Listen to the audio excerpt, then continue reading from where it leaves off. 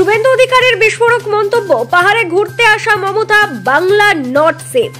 বানারহাটে দলীয় কর্মসূচি শেষে বাগডোগরা বিমানবন্দরে দাঁড়িয়ে রাজ্য সরকার ও মুখ্যমন্ত্রী মমতা বন্দ্যোপাধ্যায়কে তীব্র আক্রমণ করলেন বিরোধী দলনেতা শুভেন্দু অধিকারী।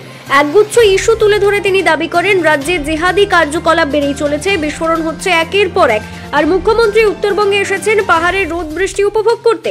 অভিষেক বন্দ্যোপাধ্যায়ের বিদেশ সফর প্রসঙ্গে শুভেন্দু কটাক্ষ করে বলেন, বিভিন্ন দেশে কেন্দ্রীয় প্রতিনিধি দল নিয়ে অভিষেক ব্যানার্জির মন্তব্য হাস্যকর। যারা নিজের রাজ্যের ভেতরে বিস্ফোরণ থামাতে পারে না, তারা আন্তর্জাতিক রাজনীতি নিয়ে কথা বলে। টিটাগড় ও দুর্গাপুরের বিস্ফোরণ উল্লেখ করে শুভেন্দুর দাবি, সব জায়গায় জিহাদিরা সক্রিয়, এখান থেকে জঙ্গি ধরা পড়বে, এটাই বাস্তব। তিনি বলেন, মমতা বন্দ্যোপাধ্যায়ের হাতে বাংলার মানুষ নট সেফ। উত্তরবঙ্গ নিয়ে মুখ্যমন্ত্রীর আগ্রহকে কটাক্ষ করে শুভেন্দু বলেন, উত্তরবঙ্গ নজর শুধু রাজনৈতিক কারণে, তৃণমূল চোপড়া আর সিতাই ছাড়া আর কোথাও জিততে পারবে না।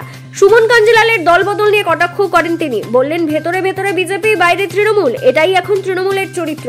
বাংলাদেশ সংক্রান্ত বিষয়ে শুভেন্দু বলেন, বাংলাদেশে বাণিজ্য বন্ধ করা দরকার, বাংলাদেশের জনক ভারত, অথচ পহেলগাঁও কাণ্ডের পর বাংলাদেশে ভারত বিরোধী কার্যকলাপ চলছে, ইউটিউব চ্যানেল বন্ধ করা হয়েছে, আরো কড়া পদক্ষেপ দরকার।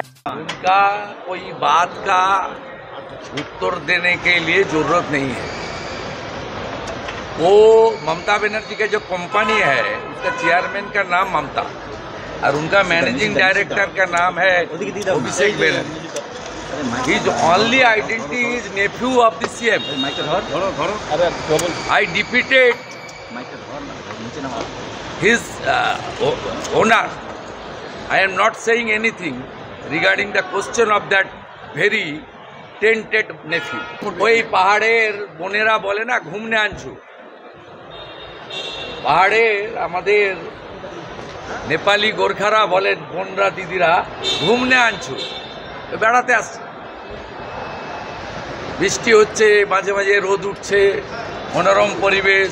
শিল্প কি হবে না? আসছেন রানীমা, শিল্প হবে না? টাইগার হিলে একটা বাড়ি, এখানে উত্তরকন্যায় একটা বাড়ি, সেবকে একটা বাড়ি, দাদা টিটাগড় মে ব্লাস্ট हुआ একটা বাড়ি, চালসাতে একটা বাড়ি, চারিদিকে বাড়ি আর বাড়ি। আরে আপনারা কালকে দুর্গাপুরের ব্লাস্টটা দেখাননি কেন? আপনার পশ্চিম বর্ধমানে সেখানেও তো ব্লাস্ট হয়েছে। সব জায়গায় খাগড়াগড়ের মতো জিহাদিরা এখানে লুকিয়ে আছে এবং এটা সম্ভব হয়েছে বর্ডারে কাঁটাতারের বেড়া নেই বলে। এটা সম্ভব হয়েছে এখানে তৃণমূলের সরকার আছে বলে, যারা পিএফআই সিমি তাদেরকে পেট্রোনাইজ করে। টিএমসির ফারাক্কার এমএলএ প্যান অর্গানাইজেশন পিএফআই প্যারেডে অংশগ্রহণ করে। সিমির মেম্বার ইমরান সাহেবকে রাজ্যসভায় টিএমসি পাঠায়। অতএব এখানে বিস্ফোরণ ঘটবে। এখানে আরডিএক্স বানানোর মতো লোক জাভেদ মুন্সি কাশ্মীরের টেরারিস্ট ক্যানিং থেকে অ্যারেস্ট হবে।